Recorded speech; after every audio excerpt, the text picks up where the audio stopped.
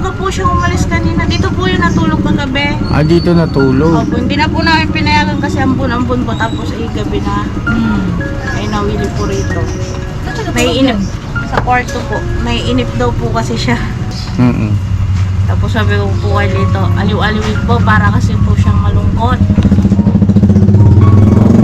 Tapos kinausap po siya ng masisinan kahapon. May mga pinagtapat po siya.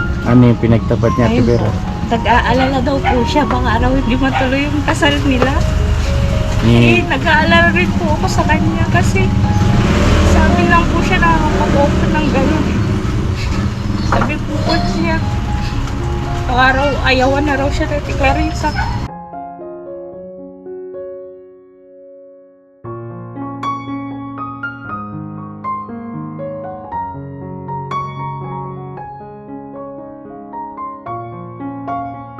Yan na, mapagpalang araw po sa ating lahat mga ka-business naming minamahal. Nandito tayo ngayon sa kaila Ate Vera. Yan o, ang dami nilang paninda, mga ulam din. Hello Ate Vera, kumusta? Talagang hindi na mapipigilan ah. Hello, Ate Vera. Opo, kailangan pong para sa kinabukasan siya. Kasi ni Carlito, wala iyong mga anak. Mga anak talaga. Siya na, andito rin po si Kuya Lito mga ka-business. Maraming nakakamiss sa kanila. Kumusta Kuya Lito? Okay naman po, sa alright. Siya na mga ka-business naming minamahal na pasugod kami rito kasi nag-message sa akin si Ate Vera na si Kuya Bong daw nandito. Oo, at ano ba nangyari? Kahapon po, bigla pong dumating. Ano oras, Ate Maaga Vera? po. 8 pa lang po ng umaga. Alas 8 na umaga, nakabike ba siya? Opo. Okay, dala Ay yung akala bike. ko po dumaan lang. Tapos sabi ko, pinakapi ko po. Tapos maya sabi niya, bukas na ako papasok. Sabi ko niya, kala ka. Sabi ko, gano'n. Okay lang yun. sabi ko, dapat nagpaalam pa kila kuya. Hindi ako nagpaalam. Bukas na papasok ako. Sabi ko. Hindi rin siya mabasa ngayon eh. Maaga po siya umalis kanina. Dito po yung natulog kagabi. Ah, dito natulog. Opo, hindi na po namin pinayagan kasi ambon-ambon po. Tapos gabi na. Ay nawili po rito. May inip. Sa kwarto po. May inip daw po kasi siya. Yun po. Nanood lang po sila nilito ng sa cellphone po kagahapon. Tapos sabi ko po kay Lito, aliw-aliwin po para kasi po siyang malungkot. Tapos kinausap po siya ng masisinan kahapon. May mga pinagtapat po siya. Ano yung pinagtapat niya, Ate Ayun Vera? po. Nag-aalala daw po siya. Baka araw hindi matuloy yung kasal nila. Nag-aalala rin po ako sa kanya kasi sa amin lang po siya nakakapag-open ng gano'n. Sabi po siya, araw, ayawan na raw siya na Clarissa. Pinapalakas ko talaga po yung loob niya. Sabi ko, hindi yun Kuya Bo. Sabi ko, kapit lang. Sabi ko ganun. Mas masarap yung magiging, pagka kunwari nagkakilala na kayo ng maigi. Yung ganun ko po siya. Tapos sabi ko kung ganun sa kanya, huwag mo na kasing gawin yung mga yung mga ayaw niya. Sabi ko kung ganun sa kanya. Ganun ba yun, Tibera? Sabi pa po niya. Kasi sabi kong ganun, wag kang maririndi kung ikaw sinisermonan.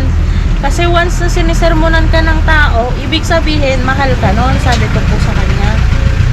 Tapos sabi po niya ganun. At tapos sabi ko, once na hindi ka na, wala nang pakialam sa yung isang tao, ibig sabihin, hindi ka na mahal. Wala nang pakialam sa iyo, ginaganon ko.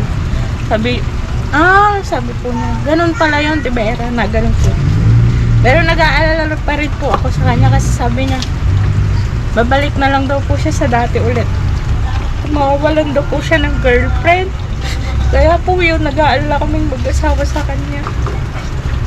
Kanina po maagang umalis, kala po namin papasok na po siya kasi yun ang usapan namin po kahapon, kagabi. Tapos po, proud nga po kami sa kanya kasi dati pag pumunta rito, wala pong ibang ginagawa kundi mag-inom po. Kahapon po may mga subscribers pong nakakita sa kanya, inaaya po siya mag-inom. Isa lang ang sinasabi niya, hindi na ako nainom. Yan po, kaya Tapos pinapakiramdaman po namin. Dati po kasi, kumuha po siya ng gin dito. May pera man po siya o wala. Dati nakakainom po siya rito. Pero kahapon hindi po siya nag-attempt na nag-ano ng gin o ano mang inumin. Kaya sabi ko, pagpatuloy mo yan. Sabi ko ano sa kanya.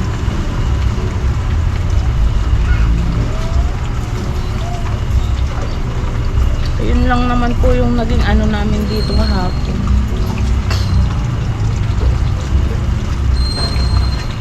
Yun ha. So yan na mga ka-business, ano, medyo kalungkutan naman ito sa parte ng sitwasyon na ganito kay Bong.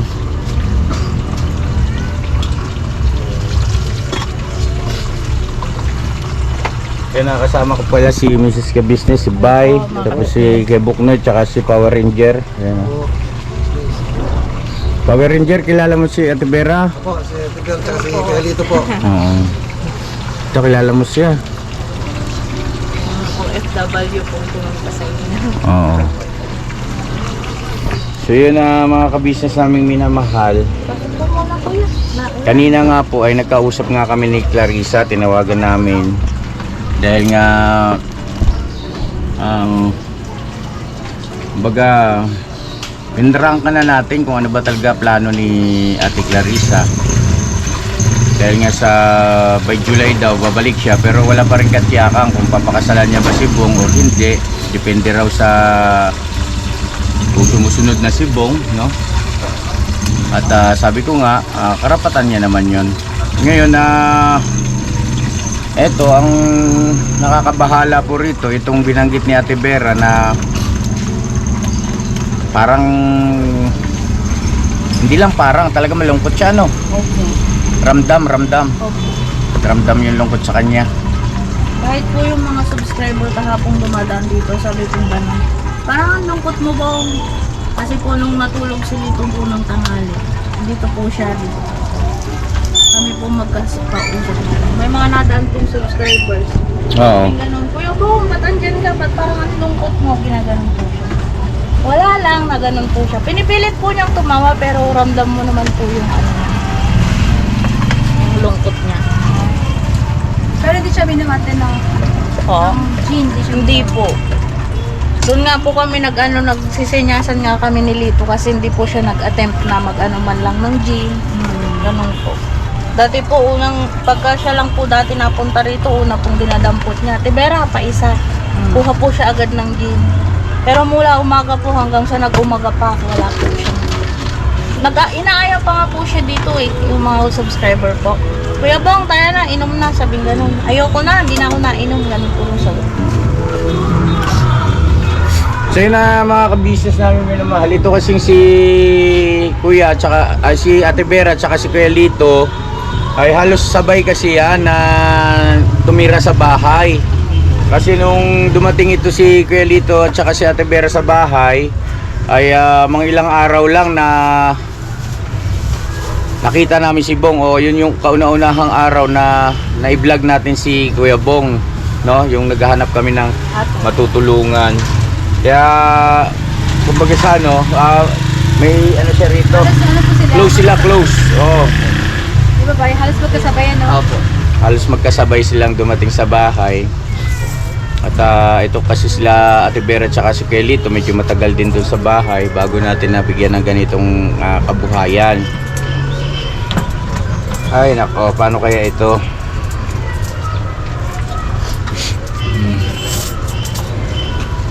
Ano pong ano niya? May nabanggit po ba siya anong plano niya?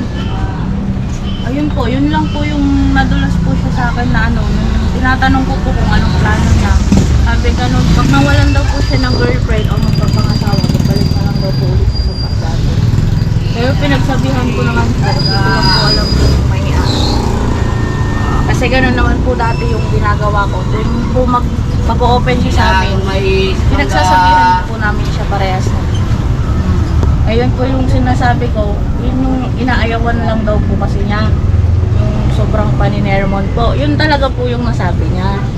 Sabi ko naman pong gano'n, isa lang yun Kuya Bong. Once na hindi ka na sinisermonan ng tao, hindi ka na niya mahal. Kasi wala na eh, sabi kong ganun. Pag hindi ka na sinisermonan, wala na siyang pakialam sa'yo, sabi kong ganun. Ibig sabihin, mahal ka lang nun, sabi ko kung ganun. Sabi naman po niya, ganun ba yung Tibera? Ganun lang naman po yung ano. Yun lang. So yun na nabanggit ni Ate Clarissa na noong linggo nga ay nandun sa nanay. Nasa nanay niya si Kuya Bong dun sa Bulacan. At Lunes hindi pumasok si Kuya Bong, yung pala ay si Ate Vera ang ay si Ate Clarissa ang ang nagsabi na wag nang pumasok, no? Doon sa vlog natin sinundan po nito. So Tapos, nabanggit ba ni Ate Clarissa sa iyo hindi na hindi niya pinapasok si Kuya Bong ng Monday, pero nagkausap kayo, nag-chat siya nung Monday. Sinabi niya po nung Monday na na si Bong ay nandun sa kanila. Okay. Yes, to confirm po sa Twitter. So yun na Kelito na pwede ka makausap kuya. Tara pa mga ka-business at baka sakali. Ayan.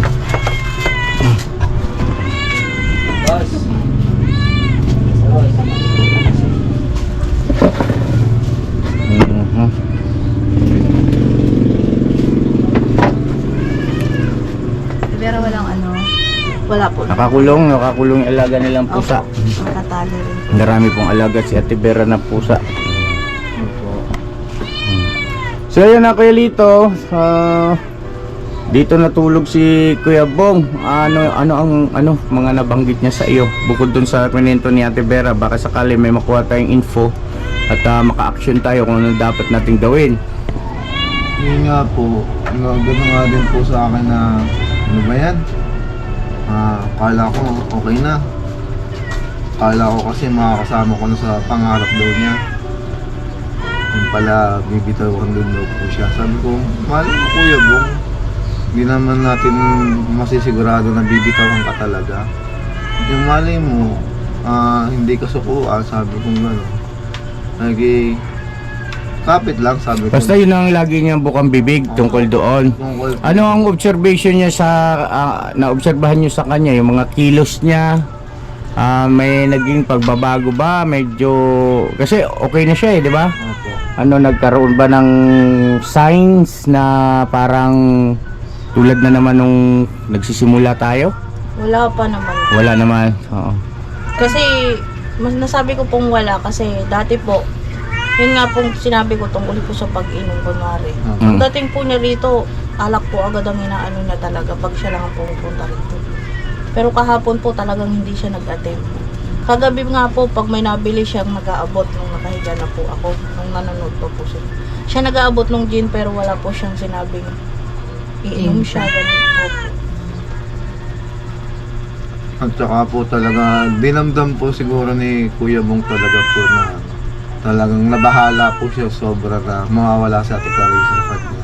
Opo, yung paulit-ulit po Yun nang po yung inaano ano yung takot po nang baka mawala ulit daw sa kanya yung mahal. Yung mapapangasawa na po niya, yung ganun po. Kasi po sabi ni Kuya Bong na parang nakabuo na siya ng pangarap na kung yung dati po na tinuturuan ni na Kuya na mangarap para sa kanyang sarili, nung dumating si Ate Clarissa kay Kuya Bong, para lalo siya nagporsige sa mga pangarap at pangaral ni na Ate Kuya para sa kanya, na parang naiisip niya na parang mababaliwala yung kanyang iniisip na pangarap, pangarap niyang bumuo ng pamilya, maging okay yung kanyang pamumuhay. Yun ang iniisip niya kasi siguro nakita ni Kuya Bong na si Ate Clarissa talaga yung para sa kanya na magpapabago sa kanyang buhay. Kaya siguro siya nag-iisip ngayon. Tsaka po, nasabi po niyang yung kahapon po kasi may medyo maraming nabili. Nung una nag-observe po siya, tapos nung wala na pong tao, sabi po niya. Pagdating daw ni Ate Kla, sabi po niya sana ganito na lang kami. Yung parang may negosyo po ba? Tapos sabi niya ganun, kung ako nga lang dapat nasunod, dapat hindi ko na siya pinayagan, bumalik. nagnegosyo na lang kami ng tulad ng ganito, sabi ko naman po, malay mo Kuya Bong, pagbalik di ka usapin mo, sabi. Yun nga ang gusto ko yung may negosyong ganito, sabi nga gano'n. Tapos ang dami po niyang sinabing dagdag pa, kunwari yung pagkain po ng baboy, yung ganun po. Tapos sabi niya gano'n, yung ipon daw po niya yung gagamitin. Sabi niya, siguro tutulungan naman ako nila Kuya, no, sabi pa po niya. Tapos tsaka may ipon pa naman ako, sabi niya gano'n. Di sabi ko po kanina umaga, nung pagdating ko po wala na siya. Sabi ko gano'n, tignan mo si Kuya Bong, may parang nakabuo na nga siya talaga ng pangarap po na yung parang mangyayari po sa kanya. Yun po yung inaano namin. Yun po yung sabi niya eh.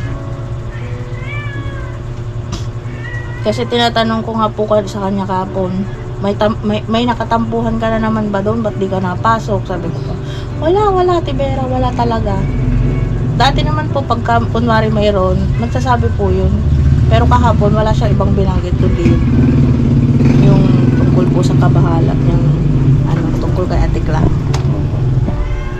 So yun na, pagkasibong po kasi nandun sa nanay ni Ate Clarissa, nagkakausap sila through video call. Eh syempre, hindi rin naman siguro maiwasan na si Ate Clarissa kasi ay nagtatanong, di ba?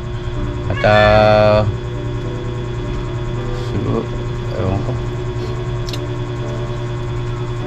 Kasi ang ano yun, siguro ang inisip ni Bong, di ba February na dapat yung kasal. Eh, ayaw na ni Clarissa kasi magpakasal ng February. Hindi raw siya magpapakasal ng February. Siguro yun ang dinamdam niya. Na hindi matutuloy yung kasal ng February. Kasi nga, di ba, birthday niya February. Sabi nga po na, ano ba yan? Hindi tuloy siya. Kasi inasahan niya talaga yun na February siya ikakasal. Wala naman siyang hindi nyo kinumusta kapag kumusta siya ron, kila nanay ni Ate Clarissa, nagpunta ba siya, gano'n? Kinumusta ko pa rin. Ano po, sabi naman niya, okay naman po sila doon, mabait po, wala namang problema. Lahat po naman, okay po. Tapos tinatanong ko nga po kung doon nag-iinom siya. Sabi niya, hindi. Papagalitan daw siya na tikla. Tsaka bawal, sabi niya gano'n po. Tsaka natutuwa daw naman po siya na Welcome daw po siya doon. Hindi daw siya tinuturing na iba ng mga kapatid at pamilya ni Ate Clarissa. Kaya sabi ko nga po sa kanya, kaya magpakabait ka na ng tuluyan. No? Kalimutan mo na yung dati, yung mga mo, sabi ko gano'n.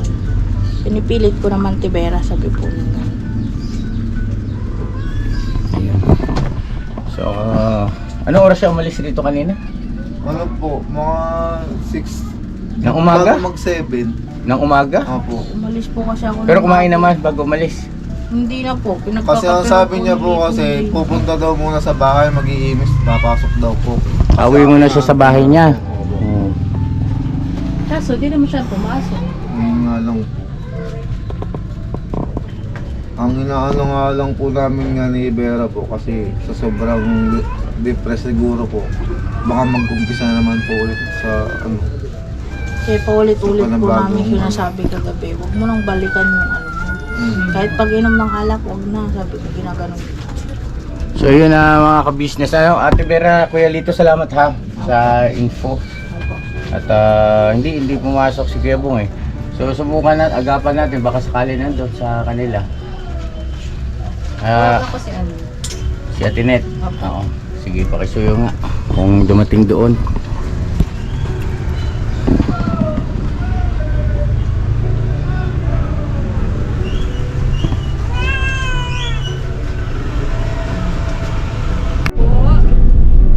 So na mga ka-business paalam na kami ron kay Ate Vera.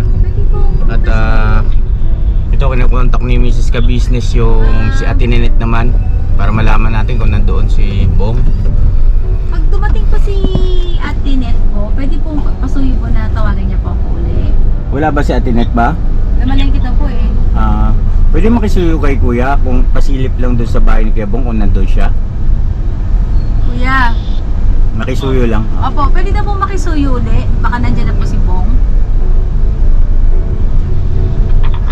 Salamat Kuya ha.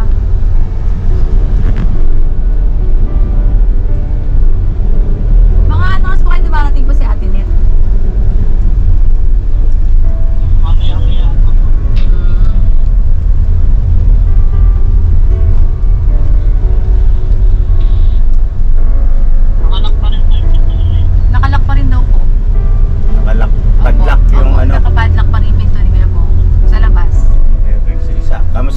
pasuyo na lang pagka dumating sa atin net. Apo. Tawagan tayo. Pwede pong pasuyin na lang daw po na pag dumating po si Ate Net Or hindi ka si Buong. or si Bong, pwede niya pong akong tawagan or ano po, yung video call lang po. Salamat po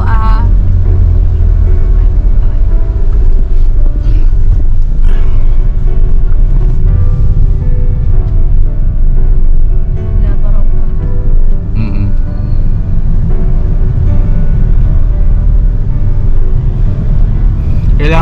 Kailangan po kasi neto mga ka-business ay ano,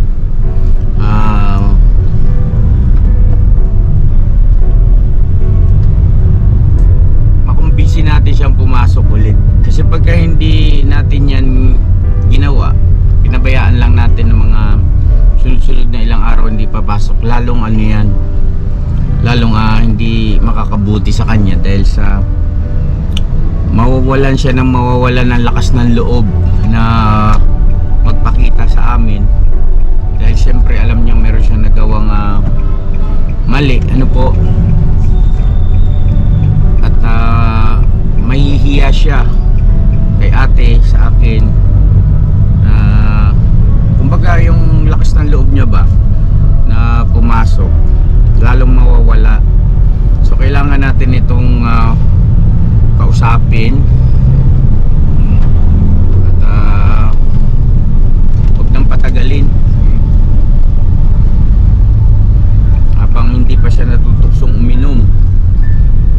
Kasi pagka yan nasimulan niya na uminom ulit ng gin o anumang inuming nung nakaraan nga diba nagulat tayo, Red Horse pala, yun yung kanilang hindi mapagkasunduan ni Ate Clarissa nabanggit niya kasi na yung binayaran nating utang Red Horse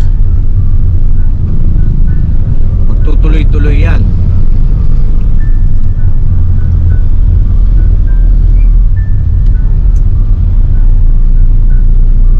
So yun, antabayanan po natin mga kabisnes naming minamahal yung tawag ni Ate Ninette.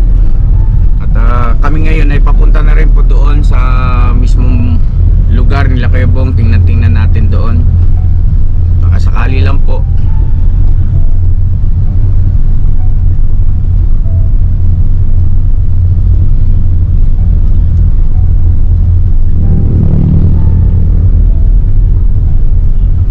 Sa bagay kasi nabanggit ko naman kay Clarissa na kung baka mamaya dyan yun, nahiya lang siya na diretsahin si Bong na ayaw niya na.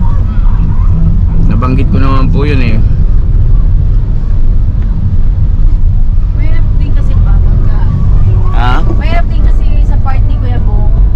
Walimbawang yung damdamin ni Ate Clarissa na talagang ayaw na niya, tapos kung patatagalin niya paasahin, mas mahirap tanggapin ni Kuya Bong yun.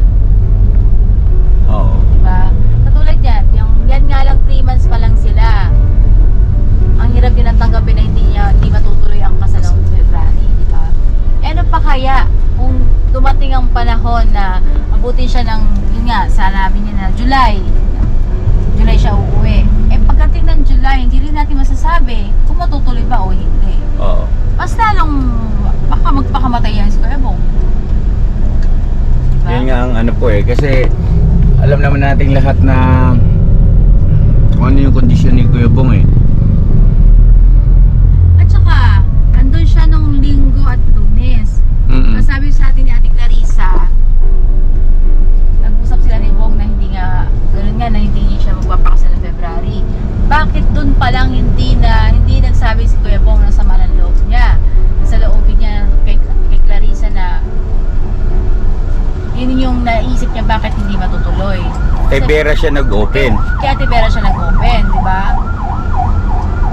Ibig sabihin, nung umalis siya doon ng Lunes, may kinikim-kim siya sa mga loob. Oo. At yung binabanggit ni Ate Clarissa na yun nga, kilala niya si Bong, batay sa kanyang pagkakaalam ay yun nga ako naman kasi madalas kong banggitin na napaka unpredictable nung ni Kuya Bong. Hindi mo yan mahahalata. Kala mo okay lang, pagka tinanong mo kaya niyang kaya niyang itago. No, pagka hindi niya gustong ipakita sa iyo yung kanyang nararamdaman, Sabi niya, okay lang ako. yes, kuya. kaya niyang itago yun. At ayan, kita mo lumabas na nga. At kay Labera nag-open ng kanyang sa loobin, damdamin.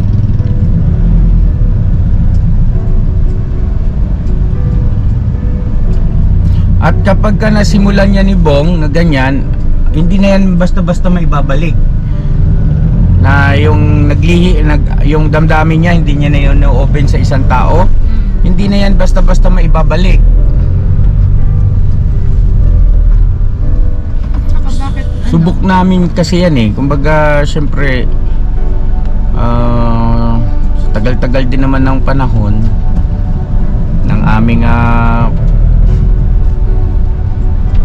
pag-aasikaso kay Bong, wag naman sana. Siyempre kasi yun pa eh.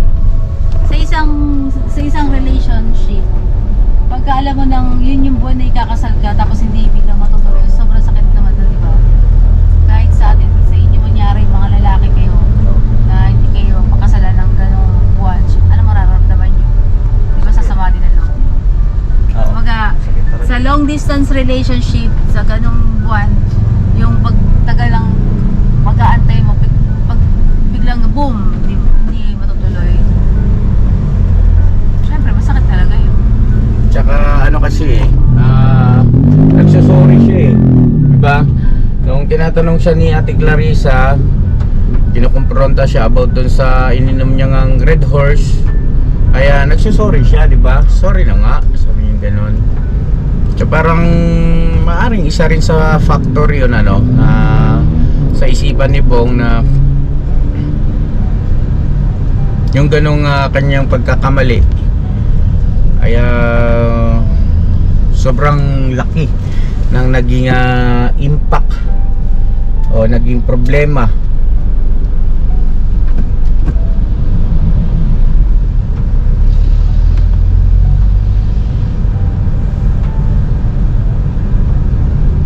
Traffic pa. Tinamaan ng magaling.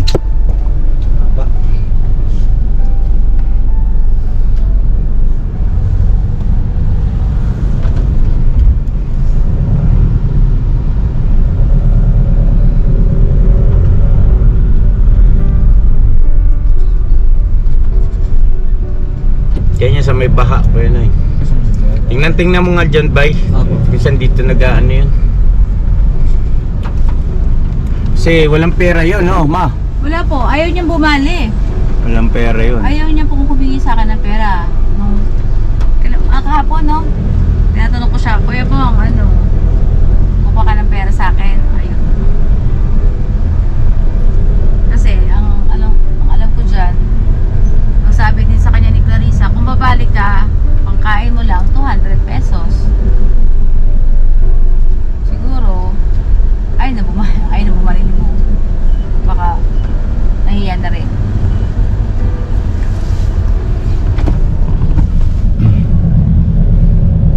Ang tendency niyan, baka mga lakal naman. Yun nga eh. Kapag ka nangalakal ulit yan, yung nakita ulit natin siyang ganong kadungis, ayun na. Yun na yun. Sabi ko sa kanya, huwag kang mangangalakal, Kuya Bong, ha. May pera ka dito sa akin. Anytime gusto mo kumuha, pwede. Bumalik. Mag-withdraw, pwede. Kaya lang siguro, yun nga, ang inaano sa kanya, 200 lang ang babalihin niya. Pero okay lang naman, dati naman 200 lang naman talaga binabali niya. Kaya lang ngayon, ayaw niya bumalik. Pero ilang araw na, hindi rin siya humingi ng yun sa sweldo niya, hindi rin siya humingi.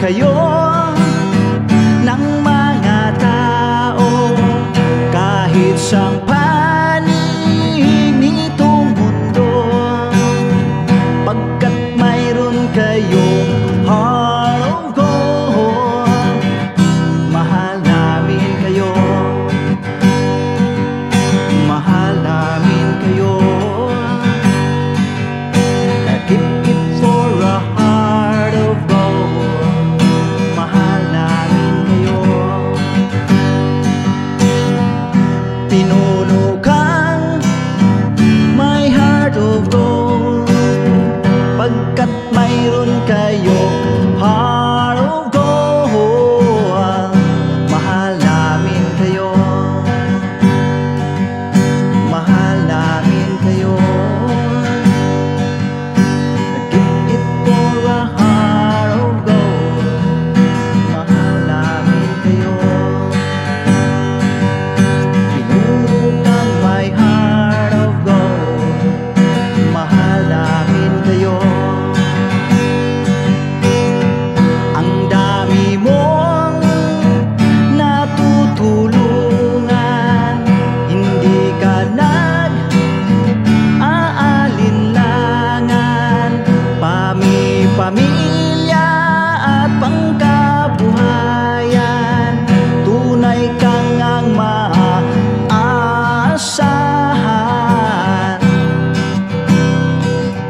Mahal namin kayo,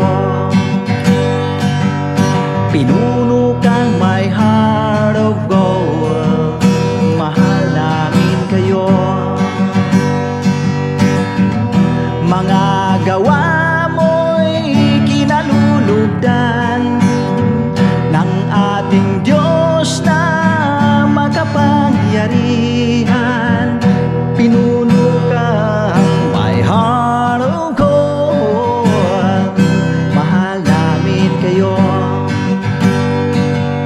mahal namin kayo. Pinuno kang my heart of gold, mahal namin kayo. Minahal kayo ng mga tao, kahit sang